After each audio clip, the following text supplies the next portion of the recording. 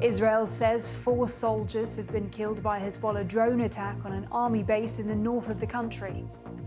The UN accuses Israeli forces of forcibly entering one of its bases in southern Lebanon.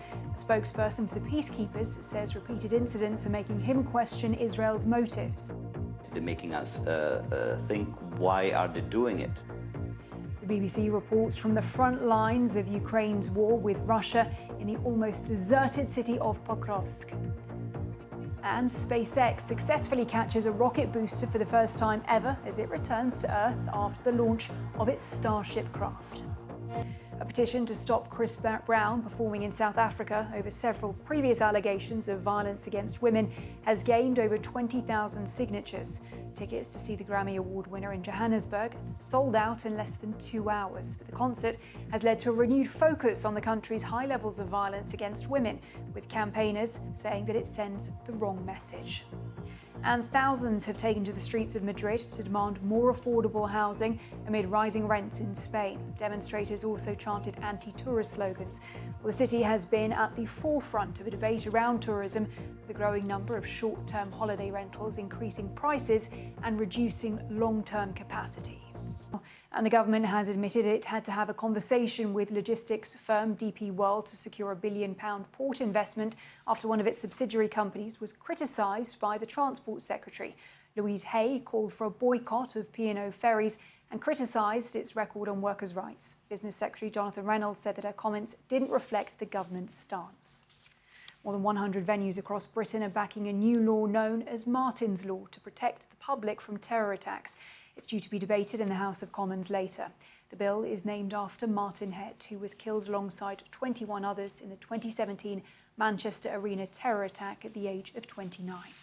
And the BBC boss is to warn that the scaling back of the corporation's World Service output because of funding cuts has helped Russia and China broadcast unchallenged propaganda.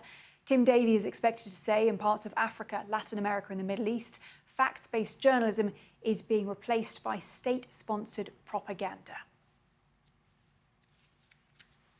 Hello there, 6 o'clock. Here are headlines today. The US Secret Service is investigating after a man found with weapons, ammunition and fake passports is arrested near a Donald Trump rally in California. There is absolutely no way that any of us are going to truly know what was in his head.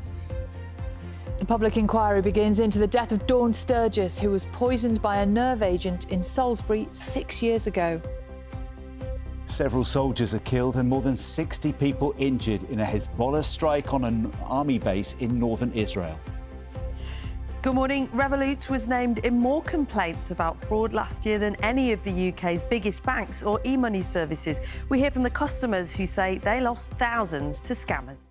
A 3-armed robot has successfully conducted a concert orchestra in Germany. Whatever next, the robot, which was holding 3 glowing batons, guided the musicians of the Dresden Sinfonica through a specially composed piece of music. Look at that. Apparently, it took 2 years to develop and to train the machine to successfully conduct the orchestra. The artistic director, Markus Rindt, said, "It's not intended to replace human conductors, but to perform complex music that might otherwise be impossible." But if it's complex music that's impossible to conduct, what about the poor musicians who have to play it? Yeah, well, their faces were a picture, weren't they? The violinist looking at a computerised robot arm. They look a bit confused. But it's all over for us, John. Yeah. It is. But we'll always need Carol. Always. And her computers. Good morning. Carol. When they work. Thank you, John. Sam. And if you missed these pictures over the weekend, we just wanted to have another look at these extraordinary images of Elon Musk's Starship rocket completing a world first after it was captured and then returns to the launch pad for its engineers to declare it a day for the history book. It is remarkable, isn't it? That's quite a bit of parking, that, isn't it? I thought they were just reversing the video when I first saw it. But no, it actually did manage to park back in the same place again. It's the lower half, actually, of the whole vehicle, which went back to beside its launch tower, where it was caught in a giant pair of mechanical arms. This is it taking off, obviously. Brings the company's ambition of developing a fully reusable and deployable rocket one step closer. So we've got robotic conductors, we've got Starship rockets returning to Earth, we've got bison in Kent. What's going on? And that's just the first 23 minutes of the programme. We look at the morning papers this Monday. And the Daily Telegraph is leading on that International Investment Summit in London that Henry was talking about, highlighting economic concerns among city bosses. The PM's tax on jobs, it says, will scare away business. That's its headline today. Elsewhere, The Guardian reports that leading academics have warned that redundancies and course closures risk wiping out black scholarships in the UK, which it says have played a leading role in addressing racial disparities in higher education. This morning's Daily Express is focusing on immigration, looking at contracts at processing centres, which he says are due to expire in 2032. Labour betrays voters with 8 more years of illegal migration, it says in its headline. And the Daily Mail reports that Prime Minister Sir Keir Starmer is facing calls for an independent inquiry over the decision to grant Taylor Swift a police escort for 2 of her Eras tour concerts in August. There's a warning from local authorities in the capital that some could be on the cusp of financial collapse. Councils here are facing a £600 million overspend this year and are asking for support in this month's budget. The government has said it will give boroughs multi-year funding settlements to provide more stability.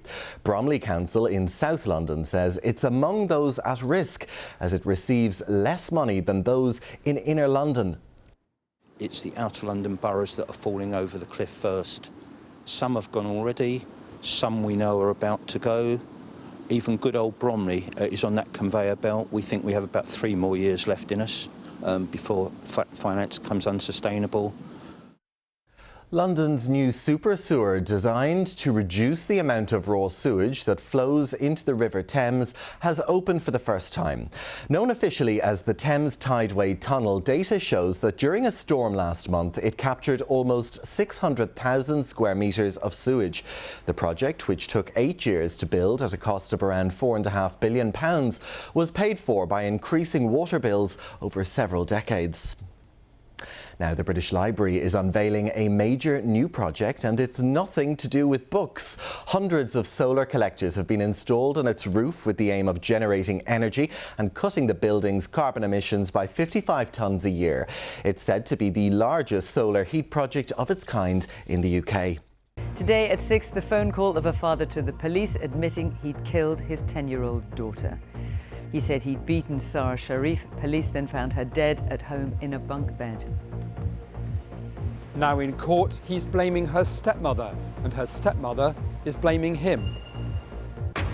An inquiry opens into the death of Dawn Sturgis in 2018. Was she the victim of a Russian plot to kill a former spy in Salisbury with Novichok? 3, 2, 1, ignition.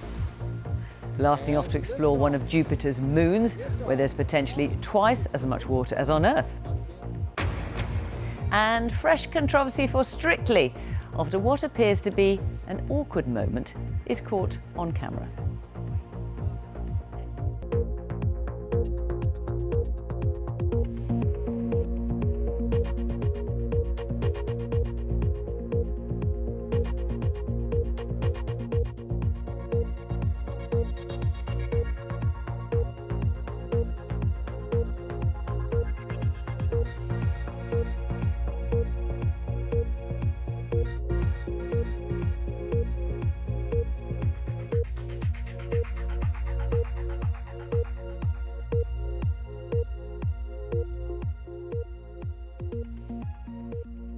Open for business, London's multi-billion-pound super sewer begins its work to help prevent sewage pollution.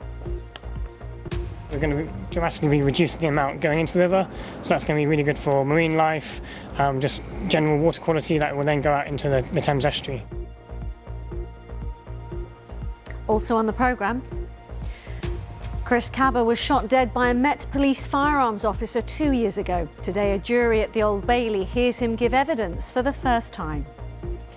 Plus, how your local services could be affected as some councils say they're on the cusp of financial collapse. And what happened to us, Barry? 50 years, living a double life. The highly anticipated TV drama based on the novel by award-winning London author Bernardine Evaristo. The trial of a man accused of murdering his 10-year-old daughter, Sarah Sharif, heard he made a phone call to police from Pakistan in which he said he'd killed her. Her body was found at the family home in Woking last year. Her father, stepmother and uncle deny the charges against them. A man accused of the murder of his wife has changed his plea to guilty on the day his trial was due to begin at the Old Bailey. The body of Shane Simmons' wife, Tia, was found underneath some clothing in the converted attic of the couple's home in Forest Hill in January.